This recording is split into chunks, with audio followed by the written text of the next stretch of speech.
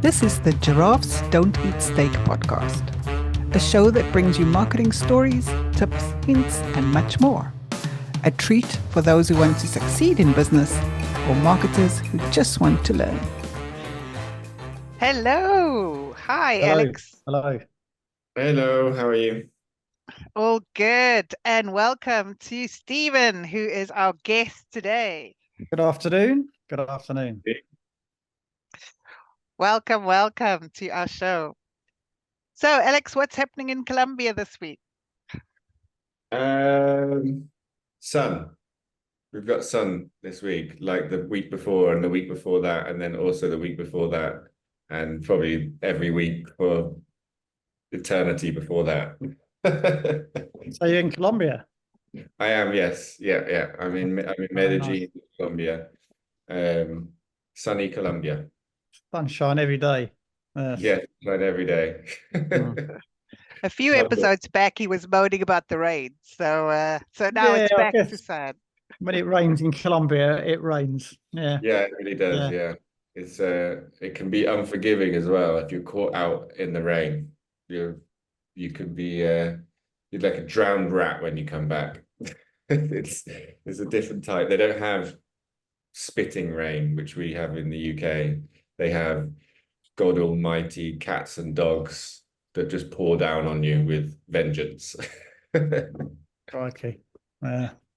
Well, you're back to sunshine, and I know that one of the things you love doing on weekends, Alex, is taking the most awesome pictures, right? So you're a photographer, and so is Stephen. How awesome is that? So I thought this Yes. would be a good episode for me to backseat and let the two of you talk all about photography. Well, I have a feeling Alex's photography will be a lot more interesting than mine, obvious reasons, being out in Colombia and places like that. Perfect. Yeah, mine's Well, very I'm imagine commercially. Yeah, it's clinical. It's what it is. Whereas yours is nature, outdoors, and landscape and beautiful. Yes, yes, Yeah, I prefer taking photos of landscape and animals because they have less ego than humans. absolutely. Yeah, absolutely. They don't mind having their photo taken if you don't disturb them too much, I They suppose. do not. They do not at all. Uh, So, is your background always been in that type of photography, or yeah, I yeah. so ever since I was probably 7 or 8 years of age, I had a camera. I bought my first SLR when I was 17 from a company called Fox Talbot. They were down Tottenham Court Road in London, where I used to work just around a corner. They're not around anymore, but it got me into 35mm film and how to really learn how to use a camera. Don't forget, SLRs back in the 80s were all manual. Everything was manual, light meter, shutter, the whole damn lot. So that was good. I was in control. It kind of went from there when I did it A level at school. But I didn't do it for a job until probably about 10 years ago, properly. I don't know why that would be. It's a great hobby. It was a great thing to have as an interest. But what I found when I started doing it for a living, I didn't do the bits at the weekends that I liked doing anymore. But I've started to now. So I grab a camera at the weekends, landscapes, seascapes, those sort of things, trying to get back into the love of it. Yeah. So when you started photography as a job, did you go dive straight into headshots and Just dive straight into commercial. I looked at the market, tried to identify what was out there. But everyone was a wedding photographer. So I thought, well, I'll give that a miss, even though I get roped in sometimes. But yeah, really commercial business photography, whether that's yeah, headshots, real estate, events, seminars, conferences, that kind of thing. Well, you and I can talk. Oh, So yeah. Okay. I So think he was going to talk about technologies, but before that question, I'd like to know, in terms of headshots or networking or groups, do you have a favorite? Is there something you um prefer? I like the intimacy of headshots Okay. because you kind of have people's soul in your hand. They become quite vulnerable when they're posing for you. Okay. Because it's, as I say, it's quite intimate, and soon people relax straight away. I mean, they have fun. Once you've relaxed in and having a bit of fun, that's great. I like to do group headshots because you can always get a colleague to stand next to me and make you feel more relaxed. I find that's quite useful and helps people. But yeah, the answer to your question is I think headshots are my most favorite, that are most challenging at times. They can be, because, you know, we're all fussy. We want to look our best. So they can be quite challenging, but yeah. Okay. I'm not a fan of photographs and even headshots myself, although I know I need to have them. So what would be your top tips for somebody who needs to have it done and well, I able would to relax?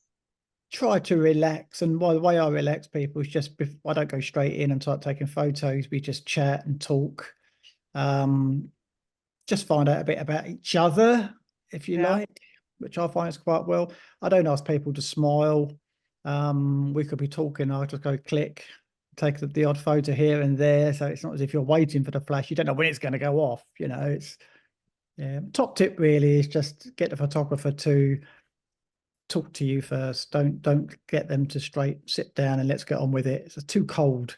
You need to be warm really for that kind of thing. Many years ago now, Alex and I went, just when the business started, we went for headshots for our new website. And I remember the one thing, it was the funniest thing is, well, the first problem we have is we had to have photographs but not look like a couple. That was really hard for us, right? Like we had to keep saying, no, we're business partners. How do you make us look like business partners, not a couple? But it's difficult because we're also friends, right? So, you know, it's not like we hate each other or anything. But that was problem one. And then the second, do you remember, Alex? He had a stick that he put, he said, do the chicken or something. Do you remember that? Yeah. And you had to stick your neck out, and there was a stick that he put through my arms or something to hold me upright. And he went, okay, now you look natural. So what I do is I sit you on a piano stool. Okay. And I get your bottom on the very edge. By doing that, your back straightens to support yourself. Get you to follow my hand, because I want doesn't matter where your body is, I need you to look at me. So we can sit you this way, but you look at me, follow my hand. And I find that works nice for your posture. Oh, there we go. When I stand people up, there's problems there, because people with the round shoulders or a slightly curved back, you can't hide it. Sitting down, way better, and it's more comfortable for the client as well. Oh, there's a nice trick. Sit on the edge of the piano stool. If you see me in London walking around with a piano stool, which you know what it is. You actually have one you take with you. Oh, okay. Look at that. That's good. I mean, it's a very hard thing to do, taking photos of people, because everybody has different insecurities with their body, whether it could be the way they sit, their posture, their smile, their eyes, their whatever. Everyone has very different insecurities, and I guess you have to kind of be aware of all of those things as a photographer and try and pick up on those. Absolutely. And make adjustments on the fly. I once said to a group of people, no one likes having their photo taken, and I was immediately corrected with somebody saying, well, no, most, you know, some people don't, not everyone. There's some people out there that don't mind it, and that's quite true. Some people are natural, they love it. Myself, I'm happy to be around the back of the camera, to be honest. I know I don't like to, you know, I'm the same. I've had people video me, and I can see how the client feels by doing that. So, well, Stephen and I met at a networking, and he was taking photos, and I took a photo of him taking photos, and then I sent it to him going, here's one of you. That's unusual. So I was going to ask you, just before my epic internet fail, how has the industry in terms of working as a photographer changed over the years? So saying our jobs, for example, in marketing has changed in the way that we're using technologies, and some people are stepping into other roles because they have assistance from other pieces of technology. So, for example, with photography, the cameras are getting really, really good in telephones now, and with a lot of like assistance in terms of, you know, how it's automatically making the background out of focus. It enhances certain pieces and it can pick up on faces, etc., etc. They're very clever, and they make and someone who's not that great at photography seem quite good at photography just because of the way it's capturing it. And so I guess there's I mean, I wonder how that's affected the industry from someone who's working in that, or if you have any kind of I can tell you a story that from last week where I was talking to a client up in, they wanted to hold an event in London, and there's lots of women in Ireland and going back and forth, and they sent me an email saying they've decided to get the attendees to take the photos on their iPhones. So that's an interesting concept, because unless you understand how to do that, you know, the mobile telephone is great outdoors, and it's killed the compact camera market. You no longer go into a Currys and buy yourself a pocket camera because people have got their phone cameras on. Yeah. And outdoors with the family for a bit of fun, they are absolutely fine for 99% of people. Where they fail, despite their technology, is when the light becomes lower, or it's backlit. The scene is backlit. So imagine a really bright stage and somebody stood in front of it, a speaker, try to take your phone, take a photo with your phone. You'll have trouble. Because they don't work very well with backlit scenes and in dark areas, very noisy, very speckly images. So despite technology that's come on leaps and bounds, telephones will always have little tiny camera sensors, and the smaller the sensor, the more compromised it all is. As I say, certainly indoors. Outdoors, they're okay. They're good fun. You know, I see lots of people doing selfies for LinkedIn. You can see it's a phone because they've got panda eyes. They've got no life in their no sparkle in their eye because, of course, they're not using the proper lighting. So where the industry is going to go, I don't know. I think for the masses, it's good enough. Again, I spend a lot of time on LinkedIn. You see people taking photos of someone that's one on a wall in an office space, and it's done with a phone, a selfie. It's a horrible photo, but question you ask yourself, does it matter? You know, is it going to affect your company because you haven't got a super duper bright, well exposed photo? Probably not. You know, that's how it is. It's convenience, isn't it? At the end of the day. Yeah, that's true. I can see that.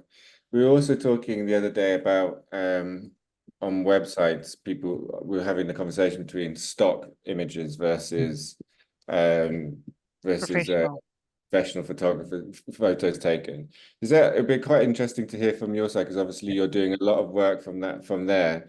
Like your opinion on that, and then also I'd be quite interested to know, is there a particular trend in terms of the style that people like to have when they have those corporate photos for their websites, or is it really just depending on the type of business? And like, it'd be good to hear your thoughts on that. Okay, so stock photos they've been around for years. There's quite a number of companies offering the service where you can buy them at different vectors, different sizes. I would say this: I have clients say to me, we want our offices to look like these photos we found online. And the photos I found online are highly clinical. They've got the Yosemite Mountains in the background. Everyone in the office is beautifully presented and really, really nice. Almost too nice, if you know what I'm saying. The problem is I'm in an office in Portsmouth in autumn. And no one in the office is particularly well dressed, particularly nice looking. So a lot of it is education. And I would say to any client, if you need the stock image, make sure it represents what you do.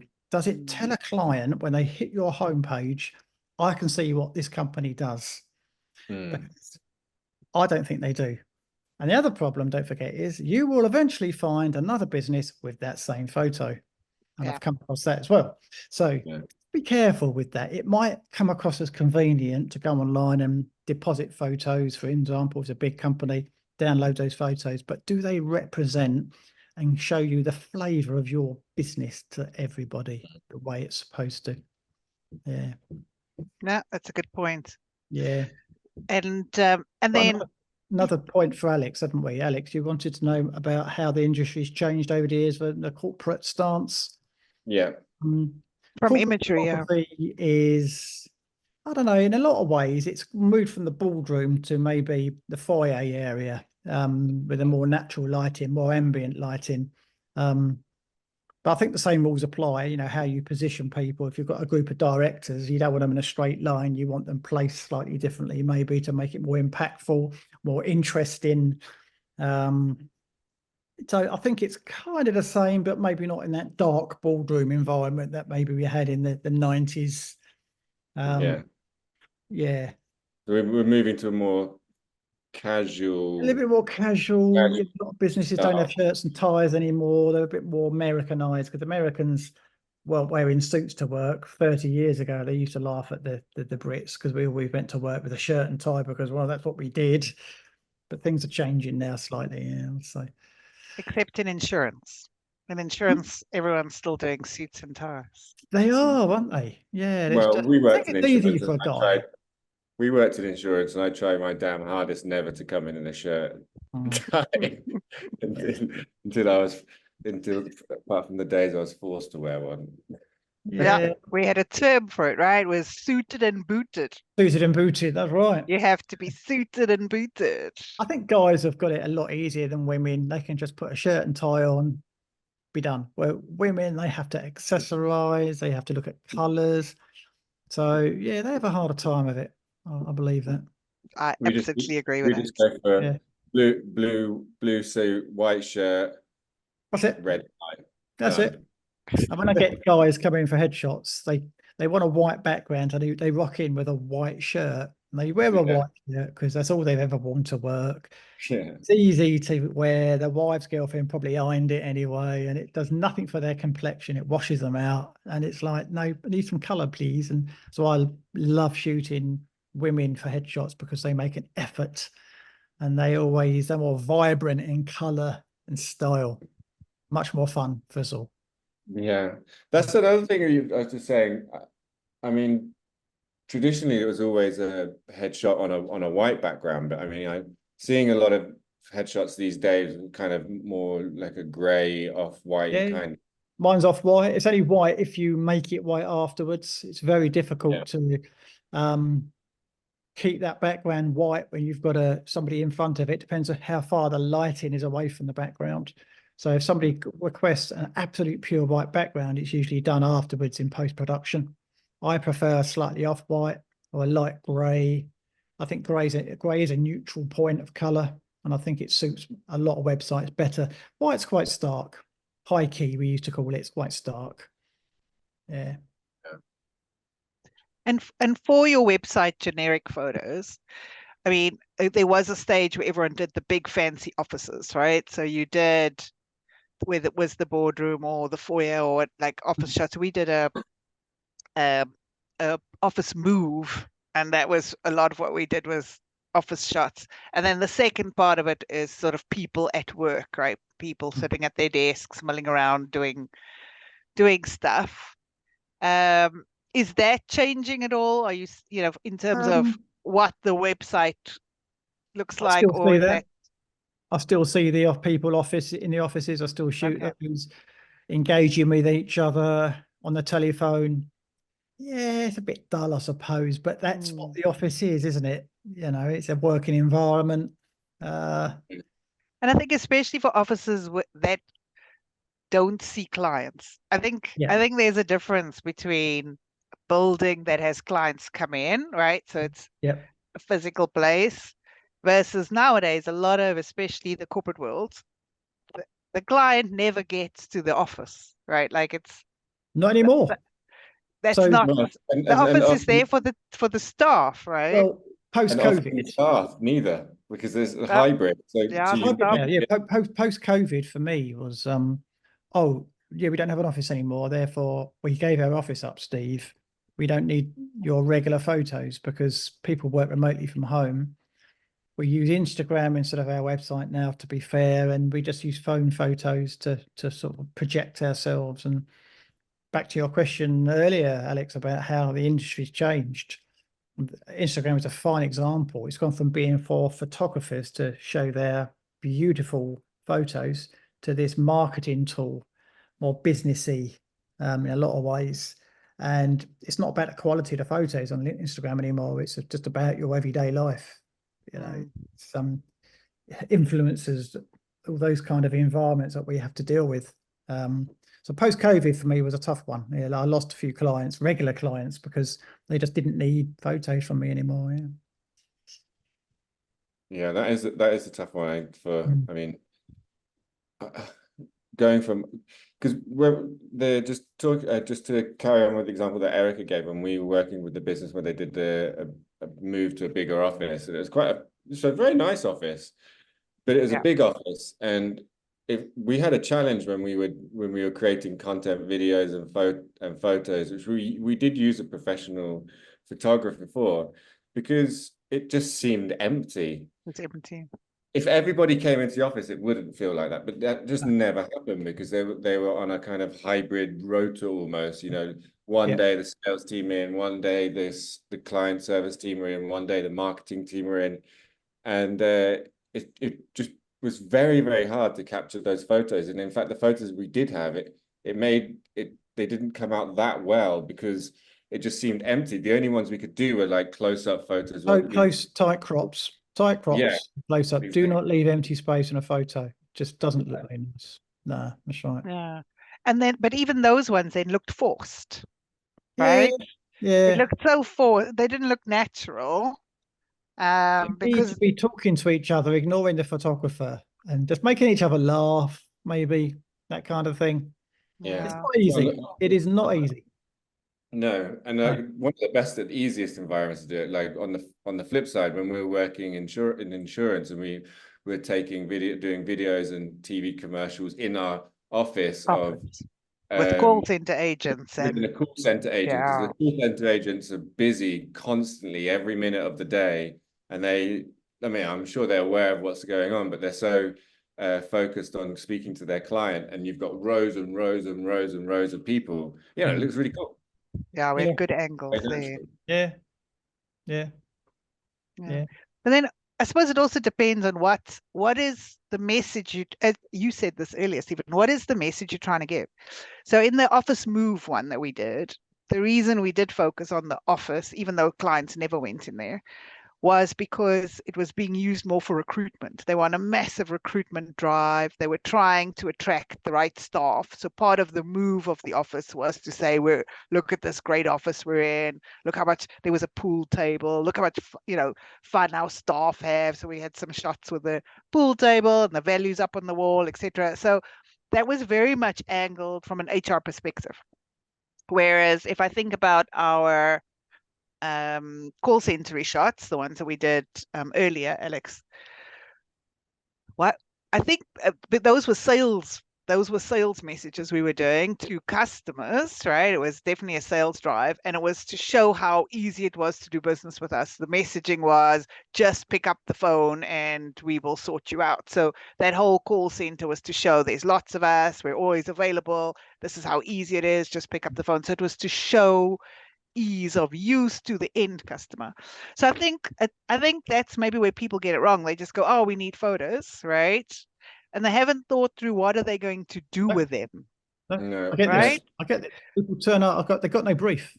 So I'm on the day saying, look, you haven't sent me a brief. What is it? What's the end result? What are you trying to achieve with this? Does anybody know? And they all look blankly at each other sometimes, and it's like, I can't decide for you, really. Yeah. I can come up with ideas for sure, but the message for the business is really down to the people that work within it, because they understand the business. Obviously, it's a tough one sometimes. It's what you're saying there, Steve, is basically what we do. When we have a new client, the question is, like what are you trying to achieve? What is the end goal? And it's about understanding what your challenges are, what the result you want to get from that, and who are you targeting. And I guess you're doing exact same thing as us, but Yeah. from a creative imagery point Yeah. of view. Yeah, I don't take photos. What I do is build a message for your client, for the world. And when someone says to me, "What do you do for a living?" I can say, "I'm a photographer." Well, what does that mean? You know, it's back to the marketing message, isn't it? Again, I'll make you look good online. You know, all those sort of things is what I do. I'll make you look better for the world. That's a much more interesting way of putting it than saying I'm just a photographer. Yeah. Oh, I love that. I love that. That's awesome. Yeah. Now I see why we got on so well I'll that make you first day. I'll make your website shine. I'll make you look great online. You know, I get you noticed. All those little words that's what a photographer does, because I'm creating images. And no matter what qualifications you've got, you could have all the qualifications in the world on your homepage. People might scan it. They won't read every word. If it's too long, they're not going to read it at all. What they will do is look at a photo, because we're Yeah. humans. We look at things. First and foremost, we look at an image. Yeah. Then you might read your bio if you're lucky, if they like you. That reminds me of the buying a drill bit story, Erica. You know, no one buys a drill bit; they buy the hole. Yeah, And it's just photos. No one buys the photos; they buy the message that it a message. Yeah, that's why when you're taking headshots and you've taken 100 photos, we need 6 or 7 photos, half a dozen. That's all we need. Look at the eyes. Look at the tone of the face. That's nailed it. The others go in the bin. Yes, that's how it is. Yeah. Yeah. It's really interesting. A friend of mine's busy launching a new website and she sent it to me to have a look at. And the very first thing I got was her image on the front of the page is she's not smiling. It's a headshot, but she's serious.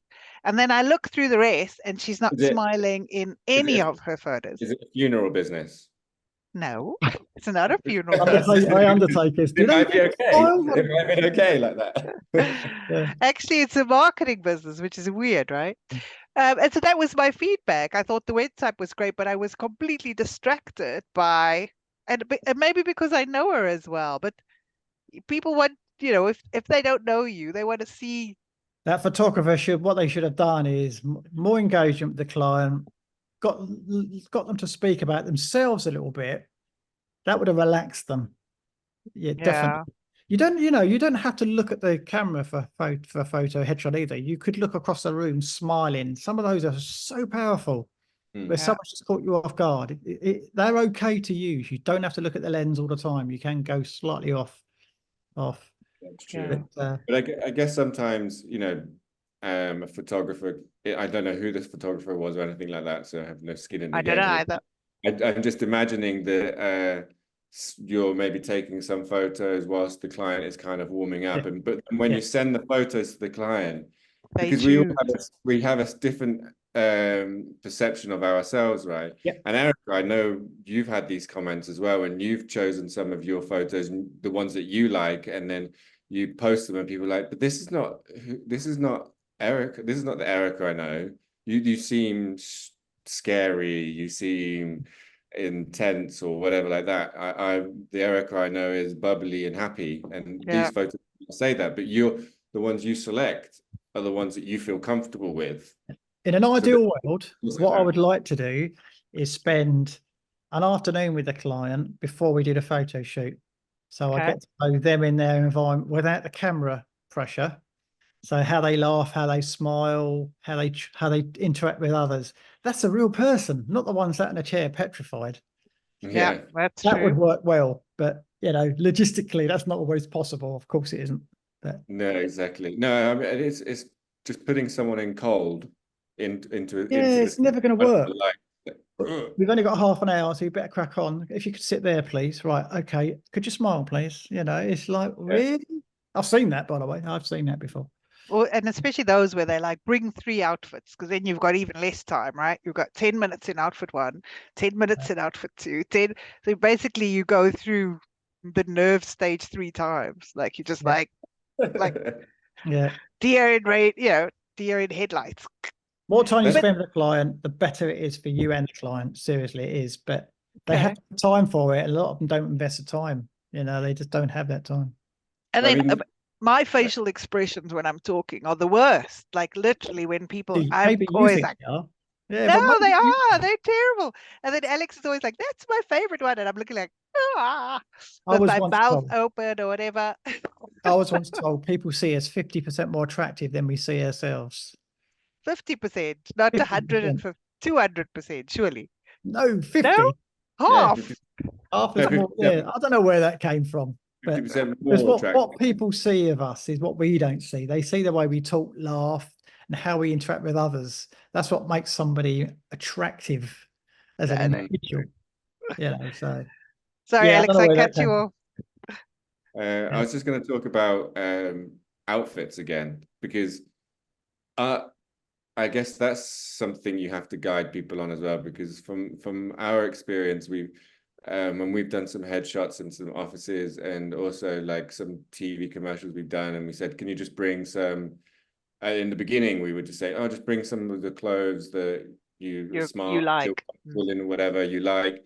And then we quickly realized that was quite a bad idea, because the things that people would turn up with, and also, especially when this is slightly different, but when we were doing TV commercials, so when we're recording video, having certain like stripes and things just make the camera go absolutely mental. So there must be, I mean, do you have any kind of standard guidelines or Well, I anything? would say wear colours that suit your complexion. We've all got colours that suit us. Wear your favourite clothes because you feel good in them, and that shows as well. If I do in a light background, avoid like whites or creams, but wear bold colours. But certainly wear clothes that you feel comfortable in, because when you're wearing something you're not comfortable in, it shows on a photo. The way Yeah, your that's true. body stood. Yeah. Ladies are a bit more fun, as I said before, because they accessorize with like scarves and different tops, and they just enjoy it more than guys. Guys are a little bit, they just turn up and they just want to get it over and done with. Except Alex. Whew, Alex Alex just will be loves different. the camera. Yeah, absolutely. But yeah, I would just say wear what you feel comfortable in, because if you're wearing clothes that you're not comfortable in, you just fidget. You know it's not going to work. Yeah. But you'll laugh at this. So I had some headshots done, oh, don't know, about a year ago now, maybe more. And it was one of those where you had to bring a change of outfit. So obviously I did a suit first. So Yep. because I have, big insurance corporate clients, I had to do the suit thing. And then he asked me, what did I have a change? I said, yes, I do. I have a jumpsuit. And his face just dropped, like his whole face dropped. Now, Alex knows I wear jumpsuits a lot. Okay. It's like a pretty staple outfit choice of mine is a jumpsuit. But his face, I was like, I think he thought it was a boiler suit. Anyway, so I went to go change, and his relief when I came out in my normal jumpsuit, because I do think he just in his head he thought I'm going to come out in a dungaree Boiler or suit, something yeah. It's like some terrible. mechanics overall or something. Yes. Yes. I had such a good laugh. And jumpsuits is my most comfortable. And actually, of all the photos he did, I think 80% of the ones I chose were me in the jumpsuit, because I You was just said it. comfortable and it was me and it was more relaxed versus the suit, which I hardly wear now. I do if I Right. have a big client meeting. But actually it used to be me, right? When I was working in corporate, but it's not really me anymore. The key So thing you said there, the key thing you said is we had such a laugh. we did have a That's why the laugh. photos are brilliant. You see? Yeah. And yeah, his face was just like hysterical. And I said, he tried to hide it, when someone's trying to hide their horror. And he was like, but maybe we should stick to this outfit. I'm like, no, no, no, let me go and change into my jumpsuit. Anyway, it was good. So we've covered the reason to get good photos. We've covered some thoughts about finding the purpose, making sure you know what you're going to do with it, what you're going to use it for, what's the message you're trying to portray. I think the one thing we touched on that I'd like to bring back is that, and this is, I think, sometimes where it's not the photographer, where it's the client, choosing the wrong ones, right? Because you do get given this range of options. And often, I mean, what I do, for example, is I don't choose mine. I give it to Alex because, and often the ones he chooses make me flinch because it's not the ones I would choose, but the ones I would choose are the ones that are, probably more awkward or that I think I look more perfect? Is that, where I'm balanced or whatever, where you choose the ones where I'm more me, right, Alex? Yeah. So is that something you would suggest Yes, to people? Is definitely. just give the choice to somebody else? Somebody else, your husband, your girlfriend, your boyfriend, your partner, your office colleague, your best friend, because they will always see something that you don't. Definitely don't choose yourself, or sit down with somebody and get some help for sure. Yeah. Yeah, because it only takes someone to say, "Oh, Erica, that's lovely of you," and you go, "Oh, do you think so? Yeah, it's lovely." You go, "Yeah, I think you might be right, actually. I wasn't sure at first, but now I love it." So yeah, Exactly. get 2 or 3 opinions from friends and colleagues. Definitely. Yeah. Awesome. I think everybody struggles with that. Yeah, I don't like photos of me, and I say I'm okay around the back of the camera. Thank you very much. That's good enough for me. I'll just I'm going to repost the one I took of you, Steve. Yeah, you do that. You do that. Yeah, When because I'm so when this lanky and tall. episode goes live, I'm going to put that one out going, here we go. I sometimes get photos from people because I'm so lanky and tall. I tend to be bent in half doing something, and it's kind of unflattering, really. But there's nothing I can do about that, unfortunately. I am what I am. But I used to call myself tall photographer. That was quite a good marketing tool, actually. The tall. Yeah. Yeah. So we met Alex at a football stadium. Football, right? The Roundball Stadium. Club. Yeah, that's right. And it's the one where I was disappointed. I told you they took us on a tour of the locker rooms, but the locker rooms had no one in them. Oh yeah, I saw Erica. She was stood on her own. I thought, well, I've never seen you before. You just look a bit lost. I thought, well, I must go up to this lady and see if I can help. And I introduced you to some people, You didn't I? And did. You were so awesome. yeah, I would have run away screaming, and you took me under your wing and introduced me around. Yeah, there's nothing worse than being in that environment where you're maybe a little bit of an introvert, a bit shy, and of course, no one wants to talk to you because they're in their little huddles. I hate that. So I'm always on the lookout for things like that. You are a superstar. I try. So, Steve, if someone wants to get hold of you to do some awesome images, how do they get hold of you? Well, they can either go onto my website, which is zoominphotography.co.uk, or look me up on LinkedIn as Stephen J. Phyall, which is my surname. I'm easily found. Yeah, Zoom In Photography Southampton is my business name. Then I'm everywhere. Yeah. Fantastic. Any last tips to share before we wrap up? Yes, I would say get a photographer that you like, get one that you feel comfortable with, but just make sure you get really nice photos for your website and social media. Do not skimp. It's important. Awesome. Alex, anything you want to wrap up with? No, I would just echo that and just remember, just try and understand why you're taking the photos. Yeah. What's the end game with it? Yeah, definitely. Awesome. Well, thank you so much. This has been a wonderful chat.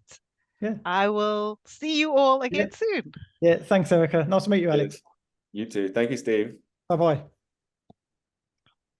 That wraps up this episode of Giraffes Don't Eat Steak. Thanks for joining us. I hope you found value in our discussion and got some new ideas to apply to your own business. Tune in next week for another round of marketing insights and inspiration.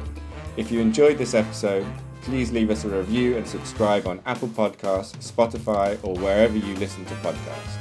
We appreciate you listening. Catch you next time on Giraffes Don't Eat Steak.